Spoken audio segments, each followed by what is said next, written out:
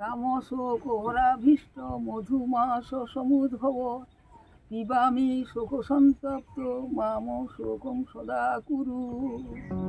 তাম শোক হরাভীষ্ট মধুমাস সমুদ্ভব পিবামি শোক সন্তপ্ত মাম শোকং সদা কুরু। চৈত্র মাসে শুক্লপক্ষের অষ্টমীর দিন সকালে 8টি করে অশোক ফুলের কলি বা কুঁড়ি মা অন্নপূর্ণা স্নান জলের সঙ্গে পান করলে রোগ শোক থেকে মুক্তি পাওয়া যাবে। পুরাতন যুগ থেকেই ঋষি মুনিরা চেষ্টা করেছেন বিভিন্ন মন্ত্র বিধির মাধ্যমে এই ঔষধি গাছগুলিকে মানুষের দৈনন্দিন জীবনযাত্রা এবং আচার অনুষ্ঠানের সঙ্গে সংযুক্ত করতে।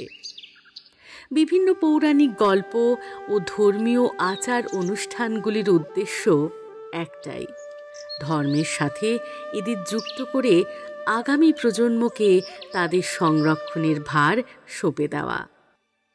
অশোকা বা সারাকা অশোকা, একে নিয়ে পুরাণ কি বিজ্ঞান, সবেতেই এত অবদান, কোনটা ছেড়ে কোনটা বলি।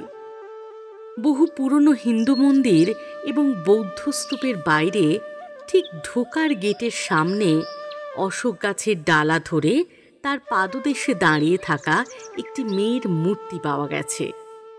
কারো মতে ইনি যক্ষিণী, কারো মতে ইনি একজন প্রকৃতির দেবী, ভারত উপমহাদেশের উর্বরতার প্রতীক।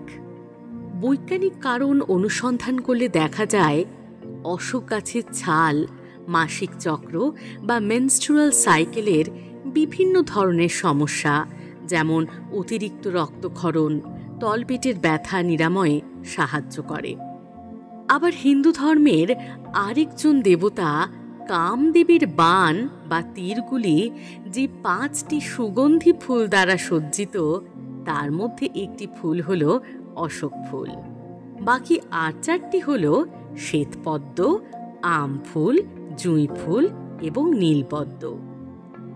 অশোকের ছাল এবং আরও এরকম 14টি ঔষধি গাছের উপাদান দিয়ে তৈরি করা হয় অশোকারিষ্ট, যা একটি আয়ুর্বেদিক ঔষধ, যা বিভিন্ন ধরনের স্ত্রী রোগ নিরাময়ে ব্যবহৃত হয়। আবার রামায়ণে দেখা যায় মাতা সীতাকে রাবণ হরণ করে রেখেছিলেন লঙ্কার অশোক ভাটিকায়, তাই এই গাছকে সীতা অশোকও বলা হয়। এছাড়া বৌদ্ধ ধর্মেও এই গাছটি খুবই পবিত্র, কারণ মনে করা হয় এই গাছটির নিচেই শাক্যমুনি বা গৌতম বুদ্ধের জন্ম হয়েছিল। অশোক যেমন স্ত্রী রোগ নিরাময়ে গুরুত্বপূর্ণ ভূমিকা পালন করে, তেমনি ডায়াবেটিস বা মধুমেহ, ত্বকের বিভিন্ন প্রদাহ, অ্যালার্জি সারাতে, এমনকি বৃক্কে বা কিডনিতে পাথর জমতেও বাধা দেয়।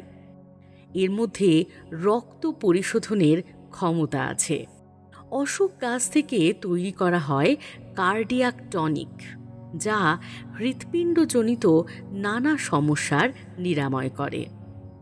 এমনকি ক্যান্সার প্রতিরোধ করবার ও বিভিন্ন ধরনের জীবাণু নাশ করবার ক্ষমতাও রয়েছে। বেশি খুঁটিয়ে বলতে গেলে অশোক গাছের রামায়ণ বা মহাভারত বলতে হবে। এর পাতা, ছাল, কুঁড়ি, ফুল সবের মধ্যেই লুকিয়ে আছে কোনো না কোনো ঔষধি গুণ। IUCN বা আন্তর্জাতিক প্রকৃতি ও প্রাকৃতিক সম্পদ সংরক্ষণ সংঘ অনুসারে এই গাছটি ভালনারেবল, অর্থাৎ সংকটাপন্ন। তাই আমাদের অবশ্যই চেষ্টা করতে হবে এই গাছপালাগুলিকে সংরক্ষণ করার। আমাদের অবহেলা, অজ্ঞানতার কারণে এই গাছগুলি যাতে অকাতরে প্রকৃতির কোল থেকে বিলুপ্ত না হয়ে যায়, তার জন্য অবশ্যই পদক্ষেপ নিতে হবে এবং ভবিষ্যৎ প্রজন্মকেও দিয়ে যেতে হবে সেই ভার। ধন্যবাদ বন্ধুরা, ভালো থাকবেন। পরের দিন আসবো নতুন কোনো গাছের গল্প নিয়ে।